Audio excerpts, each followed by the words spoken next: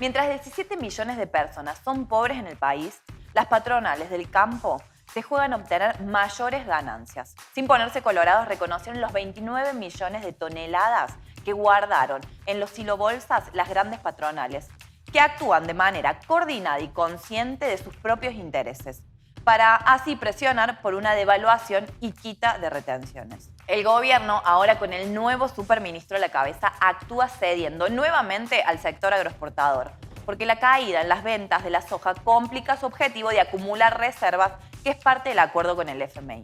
Sin embargo, pese a los granos que guardaron, tanto en volumen como en valor, las exportaciones agroindustriales en el primer semestre de 2022 son récord de la última década. Aunque nosotros no veamos ni un peso y las patronales agrarias lloren como si estuvieran perdiendo plata. La pandemia y la guerra generaron el mayor aumento en el precio de la soja en lo que va del siglo XXI. Eso genera una renta inesperada y extraordinaria para el sector, y en un país agroexportador como el nuestro debería redundar en un momento de bonanza económica. Incluso el gobierno llegó a hablar de un impuesto a la renta inesperada, del que por supuesto nada se sabe.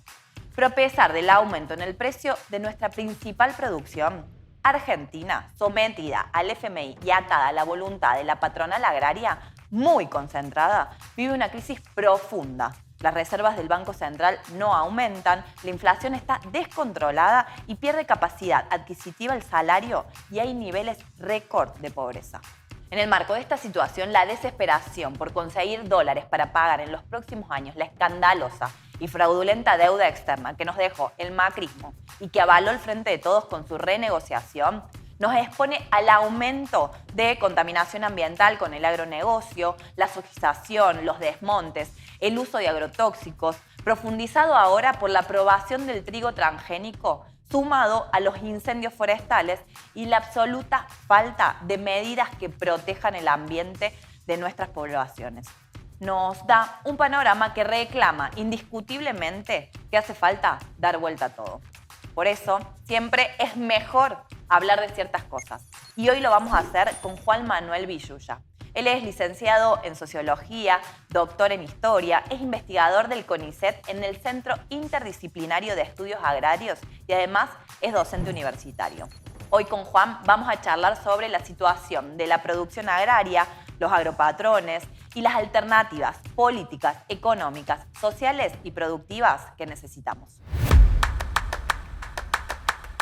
Hola Juan, muchísimas gracias por haber aceptado tener esta conversación con nosotros el día de hoy. Hola Cele, ¿cómo estás? ¿Todo bien? Bien, bien, acá contenta de que podamos charlar un poquito más de un tema que en las últimas semanas volvió a estar en agenda y que en el marco de la situación de crisis económica, súper hostil con los sectores populares, trabajadores y para colmo en nuestro país, que con la deuda externa de todo el tiempo al querer pagar esta estafa es de dónde sacamos los dólares, hay una realidad que hay uno de los sectores en nuestro país que es fuente de riquezas y también de esta especulación en relación, bueno, de dónde vamos a conseguir este ingreso de divisas cuando el Banco Central está vacío, cuando quieren pagar la deuda. Entonces, muchas veces se habla del campo como algo homogéneo. Entonces, la primera pregunta por ahí, para que nos puedas contar un poquito más, es esto: ¿el campo homogéneo? ¿Qué desigualdades hay? ¿Qué sectores hay en el campo? Como para que nos puedas ilustrar un poco, para después sacarnos aún más dudas y seguir intercambiando. Bueno, me parece que está bien ese reflejo, esa intuición de que ahí no es todo lo mismo. También está bien el reflejo y la intuición de que ahí habría una fuente de riquezas como para afrontar muchas de las necesidades que tiene nuestra macroeconomía. Pero también es cierto que no es solo un sector económico. Es un espacio social y cultural muy complejo, muy diverso, dependiendo de las regiones, dependiendo de las producciones, dependiendo de esto que también invitabas a pensar que son los sectores sociales, y donde de hecho está cifrada hasta gran parte de la historia y la identidad nacional. A veces lo vemos muy desde afuera, por estos apuros que vos mencionabas al principio, y eso ha ido generando con el tiempo una división innecesaria, tal vez, campo, ciudad y demás, que si viéramos al campo no solo como un sector económico, sino como como un espacio social y cultural, más en primera persona, podríamos pensar un poquito mejor toda esta diversidad que hay dentro del propio sector. ¿Y cuáles son estos sectores que hoy son el campo, por decirlo así? Claro, exacto. Bueno, en primer lugar, están las trabajadoras y los trabajadores agrarios. Llama la atención el silencio que hay alrededor de esta cuestión, la invisibilización de estos trabajadores, de estas trabajadoras. Porque además, de vuelta a lo mismo, los trabajadores y las trabajadoras agrarias eran hasta no hace mucho tiempo casi te diría el núcleo de ese sustrato social y cultural. Hablemos, por ejemplo, del Martín Fierro. Digamos, no sé si serán parientes, pero el Martín Fierro. Mi tío. Claro, ¿qué es el Martín Fierro? Bueno, el Martín Fierro era un poblador rural relativamente libre que se resiste a ser asalarizado, digamos, ser empleado en el momento que se estaba formando el capitalismo agrario y pampeano, pero es el libro nacional alrededor de un trabajador rural, podríamos decir. El gauchito Gil, digamos. Hay altar, esto ya se transformó en una cosa en sí misma, pero ¿qué es? ¿Qué es, digo, el gaucho, digamos, como... Es más, no solo los gauchos, gran parte de los indígenas que sobrevivieron a la segunda etapa de la conquista, fue la conquista del desierto, Sí. ¿no? Mal llamada, varones, fueron a trabajar, y niños, niñas, fueron a trabajar como trabajadores y trabajadoras rurales, a los ingenios azucareros del norte, las estancias del sur. Entonces, se hunde en lo más hondo, digamos, de nuestra propia identidad historia. cultural. Incluso el propio peronismo, en su momento de ascenso, la medida más trascendente que toma Perón antes de ser presidente, es el Estatuto del Peón rural. Entonces, la pregunta es, ¿desde cuándo dejamos cuando pensamos en el campo, ya no lo asociamos tanto a la condición trabajadora, sino a empresas, rendimiento, productividad, dólares? ¿Qué pasó ahí que dejamos de asociarlo a algún tipo de, digamos, sectores populares y pasamos a asociarlo, por lo menos desde afuera, y a veces cómo se presenta hacia afuera del campo también, como un sector de negocios, como un sector solamente económico? Bueno, acá me parece que hay que recuperar un poco esto para pensar en la clave que vos proponías, la cuestión de las y los trabajadores. Pero no solo por una cuestión histórica, cultural, de rescate de museo, de algo que ya no es. 2 de cada 3 personas que trabajan en el campo lo hacen en relación de dependencia. 2 de cada 3 personas que realmente están arriba del tractor, del caballo, recolectando frutos, son trabajadores y trabajadoras en relación de dependencia. Es una mayoría social abrumadora y sin embargo está más invisibilizada que nunca. Bueno, recién charlábamos fuera de aire esto del convenio que habían logrado una buena paritaria, debate y demás. Pero la realidad también es la precarización que hay en esos sectores, que creo que también tiene relación directa con esta necesidad de invisibilizar como, bueno, hoy hay mucho debate de, bueno, está todo industrializado, máquinas, y en realidad esconde que hay trabajadoras y trabajadores en el campo que no solamente ponen su vida, porque también lo hemos visto en relación al agronegocio y a los agrotóxicos, cómo son las trabajadoras y los trabajadores rurales quienes son también afectados por esto. Exacto, es muy llamativo, siempre digo que hay como cierta paradoja en el discurso de los agronegocios, porque los agronegocios se presentan como un sector que dan trabajo, pero que casi no tiene trabajadores. Claro. Entonces, ¿cómo es esa cuestión? Es como vos decís, digamos, yo creo que gran parte de las causas de esta invisibilización tienen que ver con que hay algo que esconder. Y eso que hay que esconder es que, así como son la mayoría social, las proporciones se invierten. 2 de cada 3 trabajadores y trabajadoras agrarias están en la informalidad. O sea que es el sector que duplica la media nacional de trabajo informal.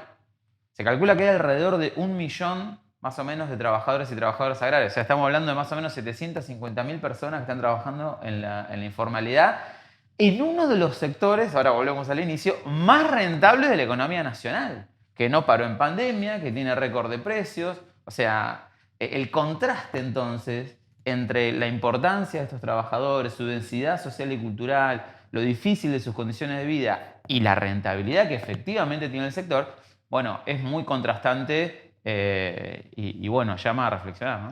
Juan, ¿qué es lo que lleva a que justamente con tantos sectores de laburantes, con campesinado, la concentración, digamos, en pocas manos, porque después hay una cuestión que es real, ya llevándolo más a lo económico, que después terminan siendo 10, creo que el dato eran 8 firmas, las que se llevan más del 60% de la producción y exportación de cereales, oleaginosas.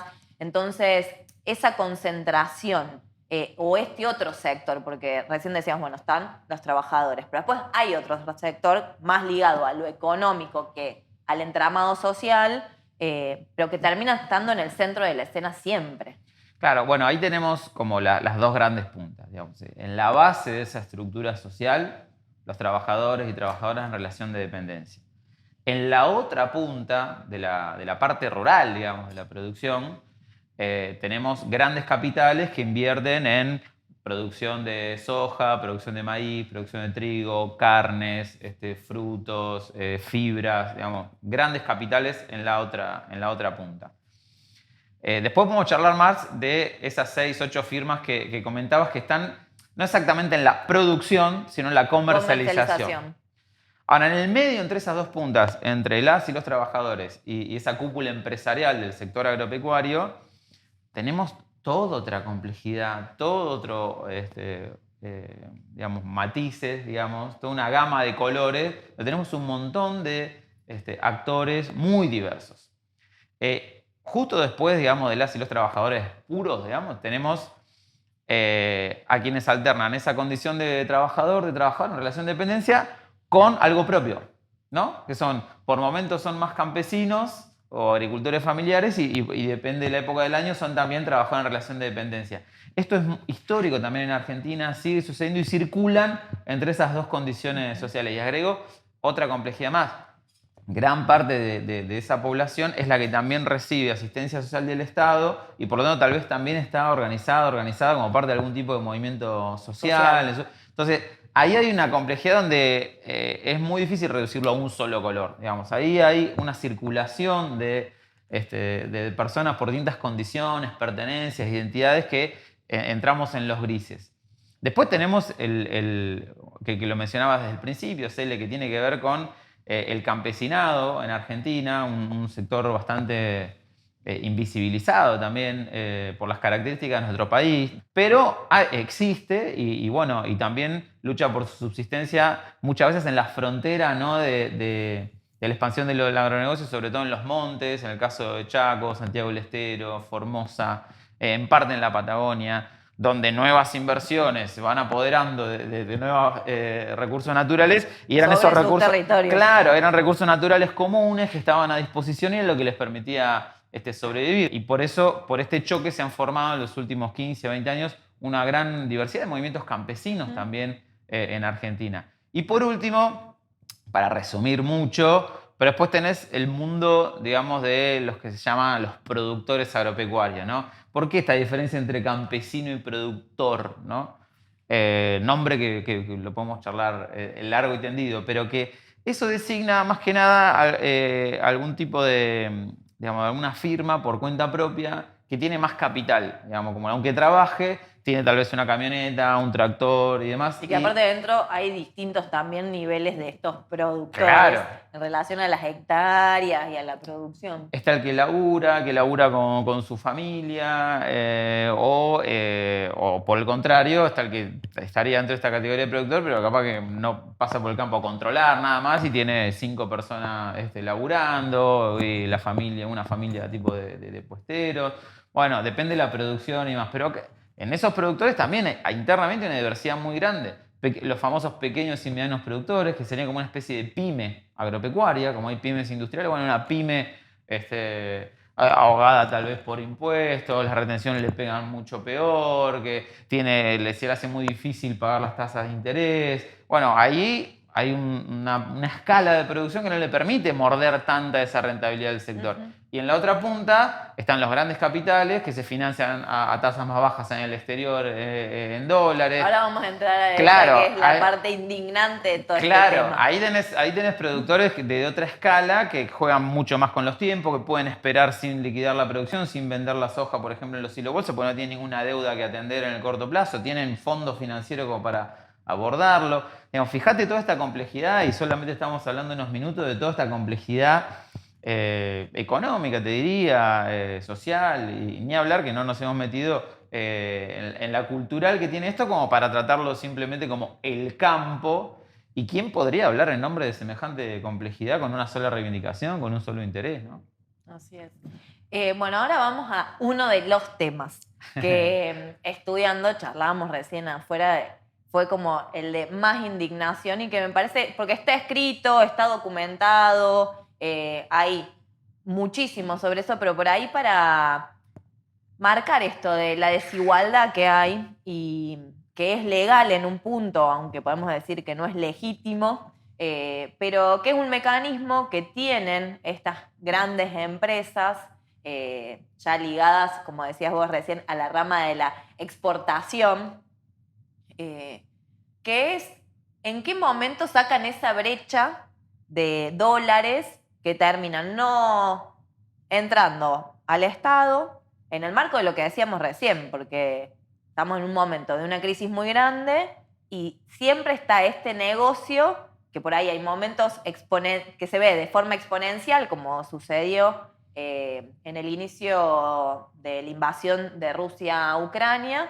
Pero ¿qué es este mecanismo? Me parece hay un informe muy detallado e interesante en la revista Crisis, decir que hay una ley de la dictadura, en realidad un decreto, bueno, para saber, hay más de 400 leyes, decretos que al día de hoy están en vigencia todavía en nuestro país, y uno de esos es la conocida como Ley del Agro, y en realidad es un decreto y que termina beneficiando. Por ahí contanos un poquito más para que se sepa cuál es este entramado leguleyo. Sí, es un tema complejo que nos costó entender cuando elaboramos el informe que mencionabas, desde EDIPO, el equipo de investigación política, y MATE, que salió en la revista Crisis, porque identificamos que en los años 70, como en muchas otras cosas, se reestructuró también el negocio del agro en el mundo y también en Argentina, ¿no? La dictadura aparece ahí como encargada de readaptar la Argentina a ese mundo que se venía más de cuño neoliberal, atacando derechos de trabajadores, precarizando, bueno, la gran época, ¿no? que en parte dentro de la cual todavía estamos. En relación al tema del comercio de granos, lo que habilitó ese decreto ley de la dictadura es jugar con dos tiempos. Un tiempo para declarar que voy a vender granos y otro tiempo en el que realmente los vendo.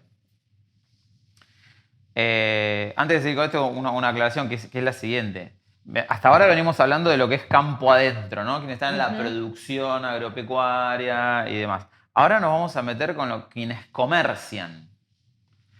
Porque la concentración, a diferencia del petróleo, con el que vos tenés 10 compañías, la minería, tenés 5, son muy identificables, la producción agropecuaria está concentrada, pero en realidad hay cientos de miles de firmas. O sea, es muy diversa.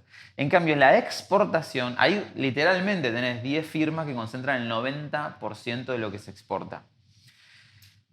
Compran la producción agropecuaria de los productores y después la venden al exterior. Y tienen una ganancia comercial. Cada ganancia, cada operación es chiquitita en sí. Capaz que un porcentaje chiquito. Pero como concentran todas, claro, en el volumen total, en cantidad de dinero, es un montón cada año, ¿sí? Entonces, cada medio punto que logran morder, cada ventaja que logran sacar en esos puntos, es un montón de dólares, ¿sí?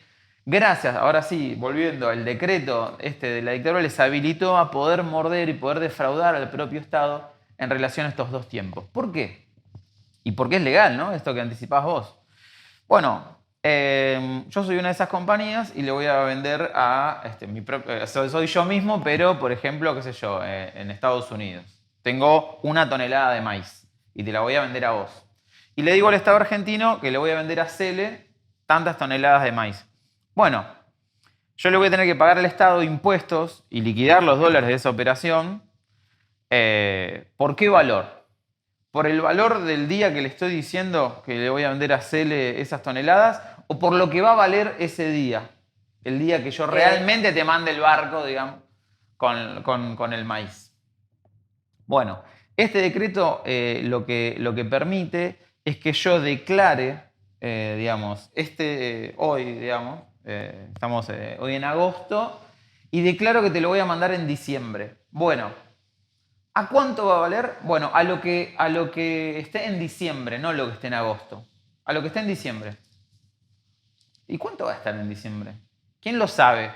Bueno, se fija un precio por especulación. Se calcula que en diciembre va a estar tanto.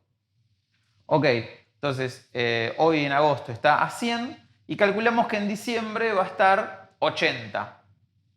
Ok, dale, firmamos todo y se pagan impuestos, se liquidan dólares por 80. Pero ¿qué pasa si en diciembre mundialmente los granos están a 200? Le van a liquidar al Estado por 80, liquidar dólares, pagar retenciones, pagar impuestos a las ganancias, por 80, un precio que nadie sabía si iba a ser, que no se actualizó. Y entonces se van a quedar con 120 de diferencia de lo que esté ese día en el mercado externo. Eso es legal. Es el propio Estado que se autolimita para cobrar más de acuerdo a lo que esté en los precios internacionales. Esto ha habido matices en la legislación, sobre todo se reactivó con un decreto de Luis Echeverre cuando era ministro de Agroindustria en 2017 que actualizó esto y es lo que sigue vigente. No solo sigue vigente la ley macro de la dictadura, sino que también sigue vigente un decreto más específico de Echeverre que habilita esto. Y en virtud de esto el Estado está perdiendo alrededor de 2.000, en lo que va, en los últimos 3 años ha perdido alrededor de 2.000 millones de dólares. 2.000 millones de dólares, que estamos viendo de dónde lo sacamos, qué ajustamos, y por esta manganeta de las cerealeras, que no son tampoco en su mayoría empresas nacionales, digamos, el conjunto del país está siendo defraudado a cielo abierto y no se están tomando medidas al respecto. Ninguna medida al respecto. Porque aparte, en esto es lo sorprendente, porque está la ley, tiene este circuito, y la realidad es que uno dice, bueno, pero ¿cuánto de eso? Bueno, al menos el informe habla de que el 95% de las transacciones son con esta triangulación, porque después sí los venden efectivamente, sí. Como decías vos, bueno, por lo general países asiáticos y demás, pero ya a otro precio que termina siendo ganancia y siempre se hace, y en este es el mecanismo, digamos, financiero, con países que son paraísos fiscales, que por eso, bueno, o que tienen menor carga impositiva. Claro, ahí hay dos cosas. Una que esto se notó más a partir del conflicto bélico en Ucrania, donde el precio del trigo se fue muy arriba y entonces quedó muy a la vista esto. Pero empezamos a rebobinar y vimos que en realidad pasaba siempre. Y que con esta diferencia de precios, esto como lo que decíamos hoy, el precio de diciembre, el precio a futuro, lo que son los mercados a futuro, las cerealeras en general, porque podría pasar que estén más abajo de lo que habíamos declarado. ¿Qué pasa si están más abajo? ¿Pierden? Bueno, en general no. Siempre o ganan o empatan, pero rara vez pierden y de última si pierden un poquito acá, ganan en otro, pero en general empatan o ganan. De modo que es un modus operandi regular que hay que cambiar de alguna manera. En segundo lugar, esto que decías, en realidad no es la Argentina la que le vende a China o a Egipto, sino que es ADM, una empresa norteamericana, Bunge, una empresa norteamericana, Cargill, una empresa norteamericana, COFCO, una empresa china, o Dreyfus, una empresa francesa, que se llama ABC. Son privados que le venden a privados. No es Argentina que le vende a Estados Unidos. Y por lo tanto, entre ellos también son capaces de arreglar los precios de compra-venta y los términos de la operación, declarándole tanto al Estado argentino como tal vez a otro Estado de otro país por menor valor del que realmente están operando. Entonces, para fugar capitales, declaran que importaron por un valor superior al real, entonces sacan dólares de la Argentina también, legalmente. En esto se están haciendo últimamente algunas investigaciones para detectarlo. Declaran que hicieron una venta a Cargill Argentina, a Cargill Estados Unidos o Cargill de Irán por $100. menos de lo que estaba valiendo En ese en momento. ese momento. Qué raro. No, bueno, ¿por qué? Porque de esa manera también se lo vende a Cargill Argentina, se lo vende a Cargill Uruguay, y desde Cargill Uruguay, ahí sí realmente lo sacan por el precio mundial que estaba ese día, pero Uruguay tiene impuestos Son más bajos. benévolos, digamos, en la Argentina, entonces lo sacan por otro país. Estos son lo que se llama, lo que hablaba recién, las triangulaciones del comercio internacional por las empresas que dominan el negocio a escala global, no solo en Argentina, sino a escala global, que les permiten hacer estas maniobras de sobrefacturación de importaciones, subfacturación de exportaciones. Son medidas de elusión impositiva, donde hay cierta leyenda medio urbana, medio rural, de que sacan los barcos mal pesados y demás. Existe ese contrabando físico, pero sobre todo Pero está en el papel, digamos. Claro, hay más maniobras económicas, de ingeniería económica, no tanto el barco que salió. También las hay, o los camiones que salen por Paraguay. No es que no exista eso, pero es muy poco alrededor de los verdaderos montos que están afectando el país. Son estas maniobras de triangulación internacional protagonizadas por empresas claramente identificables.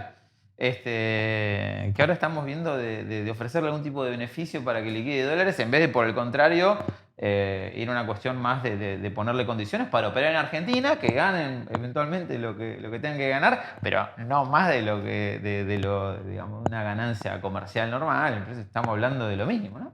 Sí, a mí me parece que lleva a una discusión y a un debate, al menos nosotras, y nosotros siempre desde el MST, del Frente Izquierda Unidad, está este planteo de la necesidad de la nacionalización del comercio exterior.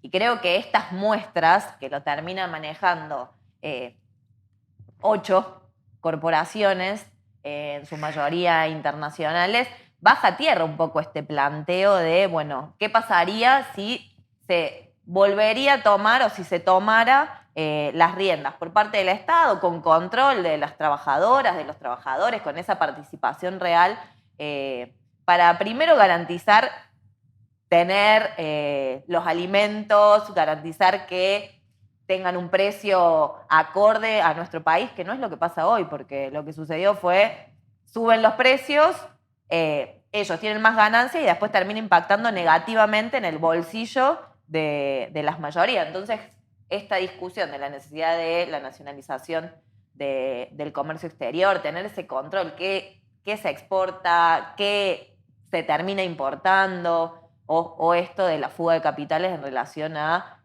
de nuevo, que también ahí hay otra ley de la dictadura, de las entidades financieras, en relación a la necesidad del control del sistema bancario, de la nacionalización del sistema bancario con el mismo juego, digo, de tener ese control y que no sean las empresas que después tienen sus propios negocios con los bancos privados, bueno, ni hablar de los puertos, que después es otro tema también para tocar. Sí, ahí hay que ver qué escalera de medidas puede ir llevando a una situación así.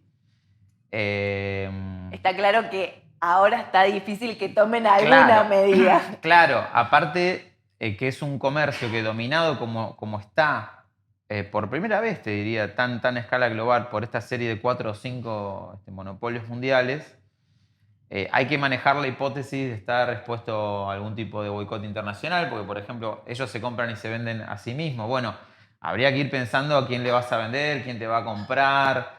Pensá que también hay que tener un fondo financiero, porque hay que salir a comprar esa cosecha. ¿Sabes que hay una anécdota que me contaba Carlos León, que estuvo vinculado a la Junta de Granos a fines de los 80, que me decía que en el 89, que había una situación económica bastante parecida a esta en relación a la escasez de dólares, de inflación, que la Junta Nacional de Granos tenía un presupuesto del Estado para salir a comprar.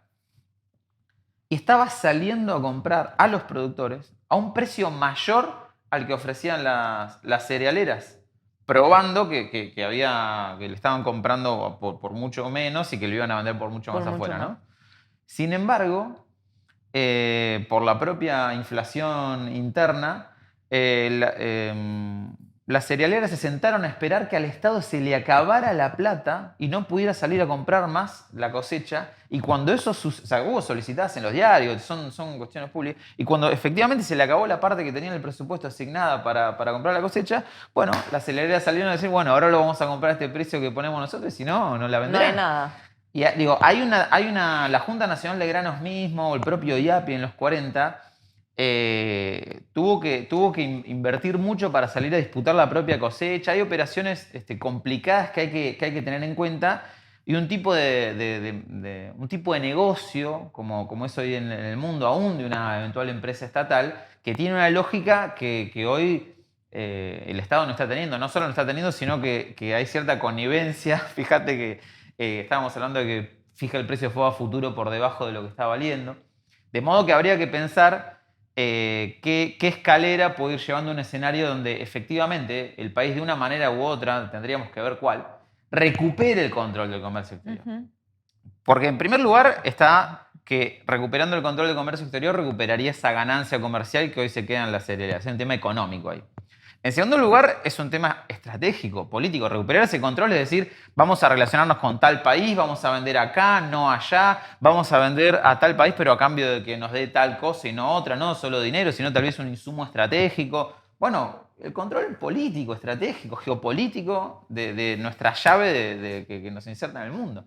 Entonces, sí, y aparte hacia adentro también. Yo creo que y hacia en ese adentro, punto exacto. tiene este otro aspecto que no es solamente en lo económico para el ingreso de divisas y el manejo, sino también el rol, y volvemos al inicio, de qué es el campo y para qué, o sea, de quién opina sobre qué se produce, cuánto, dónde, y que creo que choca también, hoy al menos, con todo el modelo agroproductivo ligado al agronegocio, ligado a lo que es más en la Patagonia o en el norte, a la industria petrolera y gasífera, pero para la renta de unos pocos, digo, o sea, cómo también sirve para pensar la organización desde otro lugar. Es totalmente así, es totalmente así. Por un lado, recuperar el control, digamos, nacional de la relación con el afuera, pero desde esa, a partir de recuperar el control de esa renta, también poder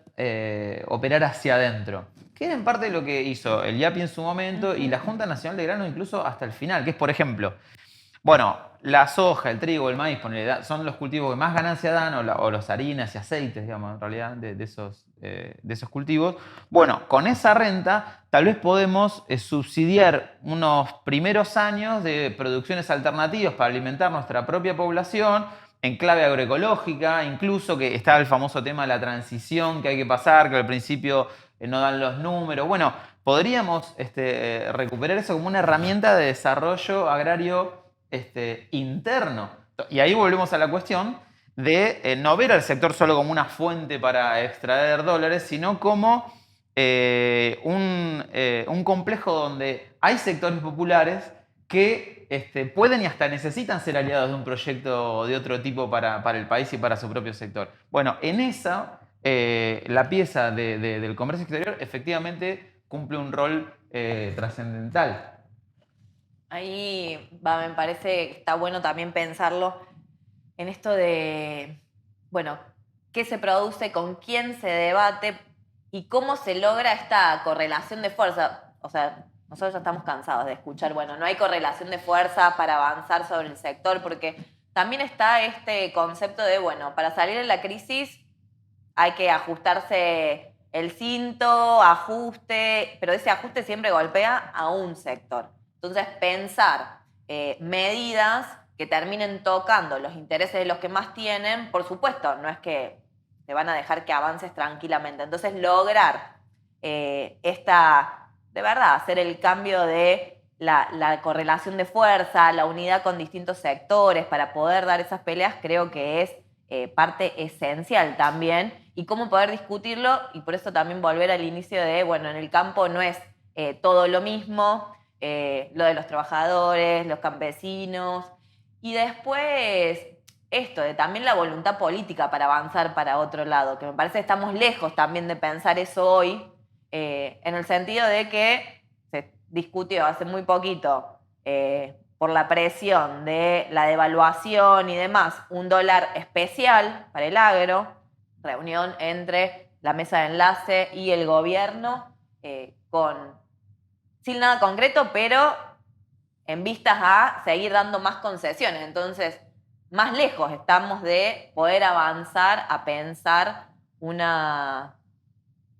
sistema tanto de producción como de organización social que favorezca a las mayorías y no que siga beneficiando a los mismos de siempre. Entonces, ahí las preguntas. El dólar soja, ¿por qué no termina funcionando? ¿Por qué no terminan de vender y siguen ahí con los silobolsas cerrados? Y estas nuevas o supuestas nuevas reformas impositivas y demás, ¿cómo va a terminar repercutiendo en toda la economía del país?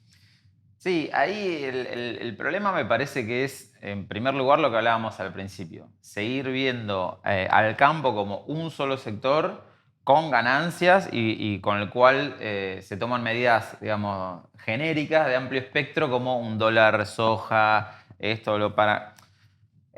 son medidas tal vez muy de coyuntura y que no terminan digamos, de...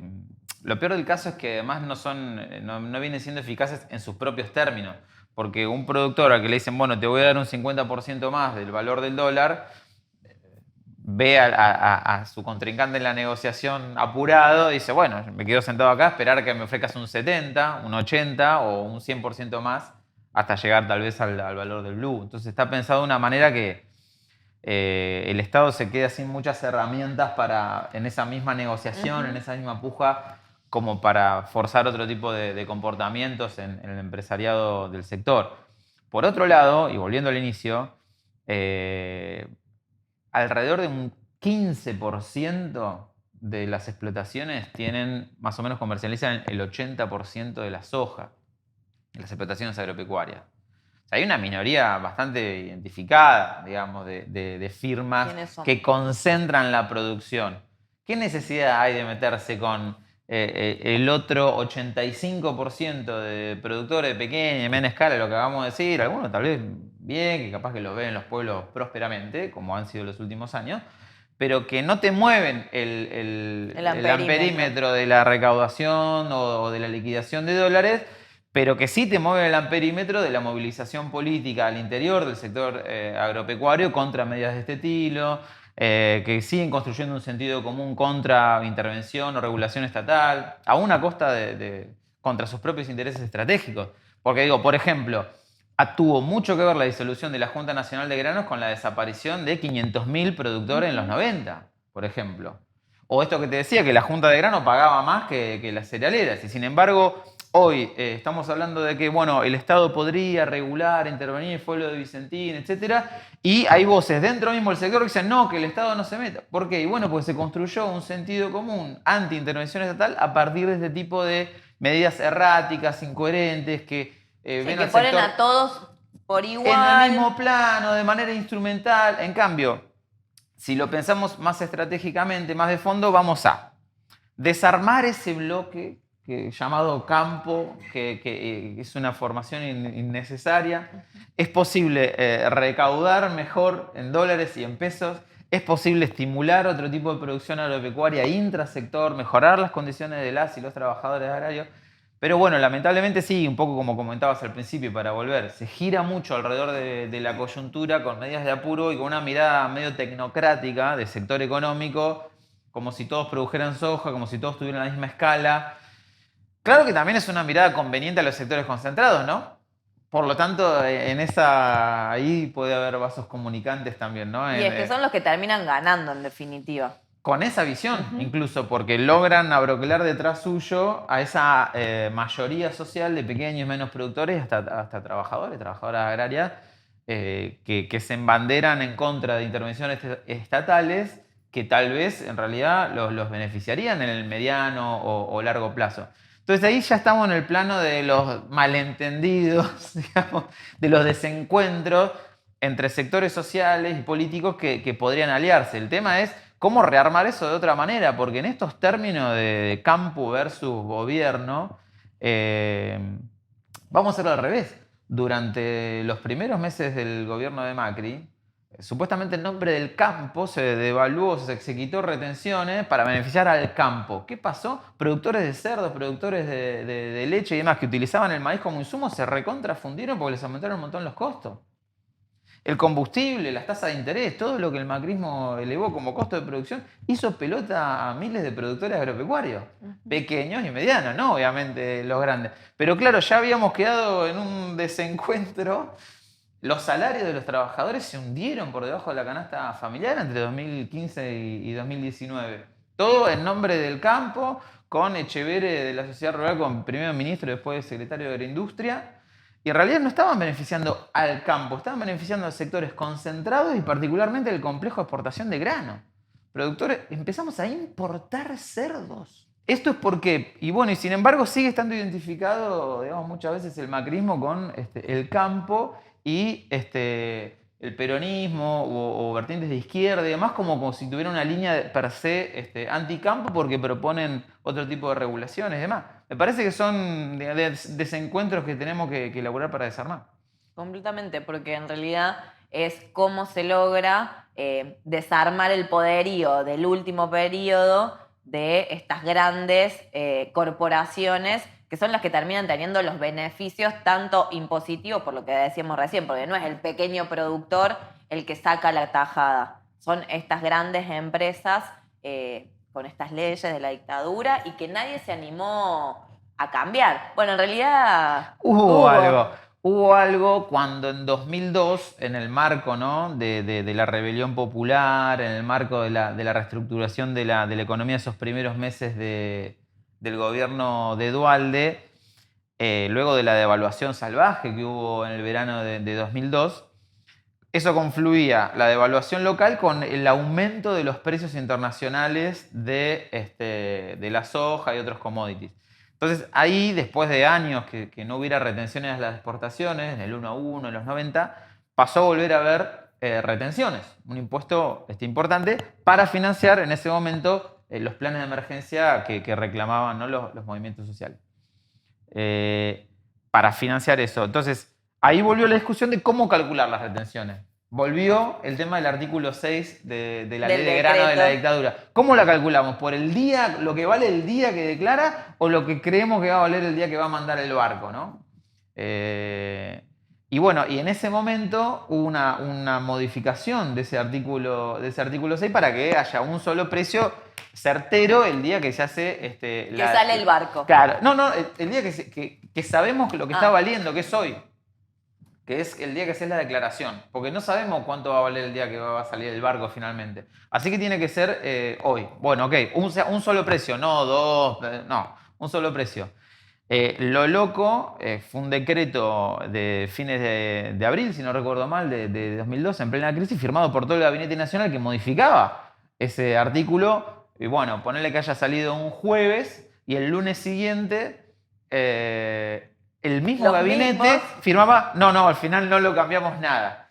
O sea, todo invita a pensar que ahí hubo presiones, digamos, durante ese fin de semana, como para volver atrás, o que lo primero había sido para negociar lo que finalmente salió, que también es posible, que el Estado haya ido con una de máxima para después retroceder el lunes y decir, bueno, ok, pero entonces te cobro retenciones. Porque también estaba en discusión si había que cobrar retenciones o no. Y también en ese momento... Porque ahí vuelven las retenciones a las Exacto. exportaciones. Era el se momento habían eliminado en los 90. En los 90, ahí volvían para financiar la emergencia social, para financiar los planes para la emergencia social. Y por eso volvía la necesidad de ver cómo calcular ese impuesto. También en ese momento pasó que las cerealeras dijeron, bueno, si me vas a cobrar retenciones, yo no vendo al exterior. Y desangrate en la crisis económica y social que estás viviendo como gobierno, llevarla como puedas. Ese es el poder que les legaron en los 90 a esa cerealera de poder condicionar gobiernos. No es joda, es muy importante porque es real, digamos, no es solamente... Es un poder que tienen de sentarse arriba de los dólares del comercio exterior y desde ahí negociar con los gobiernos un tipo de cambio, condiciones para tal cosa. Se está por ejemplo, han sido partícipes de la ley... del fomento agroindustrial que se está por debatir en el Parlamento, donde dicen, bueno, que no nos cobren impuestos, que nos den estabilidad impositiva por 10 años, seguridad jurídica, con la promesa de una cantidad de puestos de trabajo que me consta, porque lo he investigado, el sector no está generando, de inversiones de las cuales no hay ningún parámetro, pero a cambio de lo cual tendrían beneficios impositivos de acá a 10 años que ningún gobierno, venga quien venga, pueda cambiar. Bueno, ese es el poder de estar sentado arriba de la mitad de las exportaciones del país. O sea, 10 firmas controlan prácticamente la mitad de las exportaciones de nuestro país. En otros países el agro no tiene tanta importancia en el comercio exterior, en el nuestro sí. Es muy paradójico que siendo tan importante en Argentina ese comercio exterior, el Estado no tenga más herramientas para regular eso, ¿no? Y ahí la última, Juan, que tiene relación también con el comercio exterior, con las exportaciones, porque ahora se cumplen 30 años de la privatización de los puertos. Fue toda la pelea el año pasado, fundamentalmente, en relación a lo que fue la hidrovía. Bueno, también tienen el control de los puertos. O sea, el Estado tampoco tiene el control sobre la salida. ¿Cuál es la situación? ¿En qué momento estamos hoy en relación a eso? Y bueno, en este momento todavía estamos en una situación donde la dictadura habilitó la operatoria en puertos privados de exportaciones de granos y en los 90 a esos permisos se sumaron la concesión de puertos que formalmente son de propiedad estatal pero que están concesionados a privados.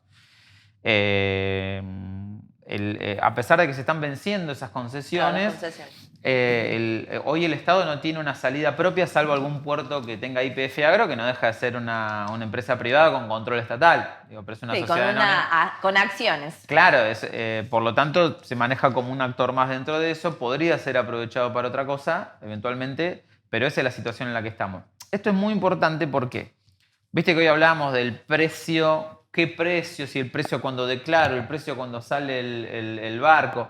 Eso es lo que se llama precio FOB, F-O-B larga, Free On Board, es una sigla en inglés. Es decir, es el precio de los granos ya limpio de todos los impuestos y gastos que insumió subir los granos al barco. Ya libre de todo. Está el precio internacional, pero vos cada país tiene su precio FOB, porque capaz que en Argentina es más caro transportar la producción al puerto, o hay más impuestos, o lo que sea, entonces el precio FOB es eso ya libre. Bueno, al Estado no manejar los puertos y por tanto todo lo que son los gastos del almacenaje y cargar en los barcos, las cerealeras también pueden decir, este es el precio FOB. Esto no, porque yo tengo un montón de gastos del operatorio y demás. Entonces pagan menos precio a los productores. Eventualmente lo pueden hacer y no hay ninguna manera de saberlo con claridad, amén de que no entregan los balances, que eso tiene más que ver con lo que charlábamos antes. Entonces, al no tener puertos propios, nos manejamos a ciegas respecto a cuál debe ser el verdadero precio FOB. Otro tema vinculado a los puertos es el tema de lo que se llama la hidrovía, ¿no? El dragado del Paraná, el dragado del Río de la Plata. Argentina no tiene salida al mar en términos comerciales. Los barcos que salen, por ejemplo, de Rosario, como el río no es suficientemente profundo, los cargan a la mitad. Un barco que serviría para cargar 1000 toneladas, carga 500. Por lo tanto, ahí te sale más caro de verdad, digamos. Porque es más, por tonelada tengo que pagar el mismo combustible para transportar 1000 o 500. Hacemos 500. No, me sale más caro. Los barcos van hasta el puerto de Montevideo y en Montevideo los terminan de llenar con los propios granos argentinos, que fueron en 2 barcos, los llevan a uno y recién ahí sale. Está encareciendo enormemente el precio FOB porque la hidrovía no está suficientemente dragada además y porque no tenemos puertos propios que sean capaces de sacar la producción derecho al mar. Salvo los puertos del sur de la provincia de Buenos Aires, por ejemplo, Quequén o Bahía Blanca, es muy importante el puerto de Bahía. Directamente salen al mar. Ahora, ¿qué problema hay? Y bueno, el sistema de trenes, el sistema de caminos, muy obsoleto. Destrozado. Por lo tanto, acá tendríamos que ir a una reestructuración global en tierra y agua del complejo agroexportador. Pero claro, no hay un interés, eso los actores privados que hoy controlan el negocio no han estado interesados en hacerlo. Porque les conviene estos mecanismos. Y les sirve para efectivamente hay un costo, digamos, argentino mayor de sacar la producción, pero sobre la base de ese costo mayor te dicen, No, porque acá tengo un costo tremendo. Entonces le pagan menos a los productores, le pagan menos al Estado. Por eso digo, el Estado está siendo defraudado. A los productores les están pagando menos la producción. Hay una recontra alianza posible, en vez de campo versus gobierno, que tendría que ver con transparentar el mercado a través del cual entran la mitad de los dólares comerciales de la Argentina. Entonces, tema puertos, tema hidrovía, tema trenes, tema caminos, todo eso tiene que ser parte de una discusión estratégica en nuestro país, sobre todo por la importancia que tiene ahí sí el sector para la economía nacional y para todo lo que es la vida en el interior de la Argentina. Excelente, Juan. Bueno, súper claro y creo que nos queda para seguir charlando y seguir pensando, porque esto que planteabas recién, desde todo lo que hace falta transformar y modificar al servicio de quién, es parte de las peleas que hay que seguir dando, porque creo que no podemos dejar de pensar que hay que hacerlo más allá de que puede ser difícil y a quienes nos enfrentamos tienen ese poderío que vos decís, pero creo que es central seguir pensando que se pueden modificar las cosas y en beneficio también de quienes, de las mayorías sociales y ponerles un coto a quienes terminan sacando siempre la mayor tajada. Así que te agradezco y como siempre es mejor hablar de todas las cosas y de esta nos vamos con muchísima más información. Bueno, gracias a vos y a disposición para todo lo que sea charlar de estas cuestiones estratégicas para el país. Muchísimas gracias.